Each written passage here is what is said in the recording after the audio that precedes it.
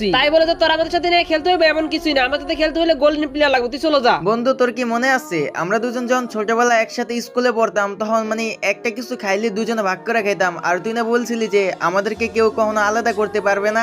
আর এখন তোর কাছে গোল্ডেন হিপ হপ আইডি আছে, তোর বন্ধু বান্ধব আছে হিপ হপ প্লেয়ার মানে গোল্ডেন প্লেয়ার, এই জন্য তুই আমার নিয়ে গেমও খেলবি না ভাই? এভাবে ভুলে গেলি আমারে? রাখ তো ভাই তোর ইমোশনাল কথা, তুই আমগো লেভেল আছো, তুই আমগো খেলতে চাস, যাই এখন গ্রুপ থেকে বাইরো। হে গাইস, আসসালামু আলাইকুম। কি অবস্থা সবাই, কেমন আছো? আশা করি সবাই অনেক অনেক বেশি ভালো আছো। ভাই তোমাদেরকে আর কি বলবো, তোমাদের জন্য এত কষ্ট করে ভিডিও বানাই আর তোমাদের রেসপন্স দেখলে মাঝে মাঝে মন চায় যে ভিডিও বানানি বন্ধ করে দিই। যাই হোক ভাই ব্রাদার, তোমরা আমার গত ভিডিওতে 300 লাইক করে দিচ্ছ, তার জন্য আমি কিন্তু 3জনকে 3টা উইকলি গিভওয়ে দিয়ে দিচ্ছি।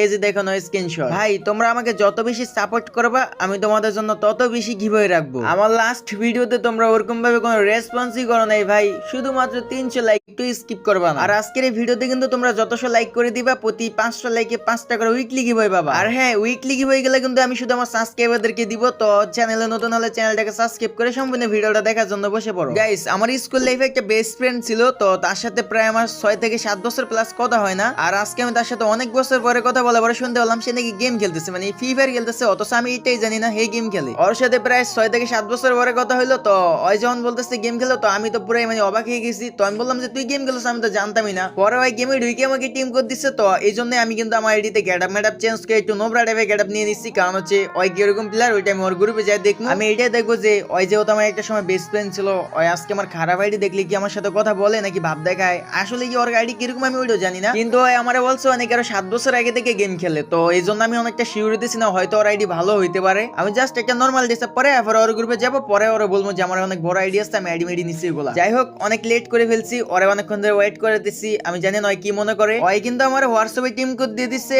আর আমি ওর টিম কোড দিয়ে ওর গ্রুপে চলে যাবো। তো চলো ওর গ্রুপে যাওয়া যাক।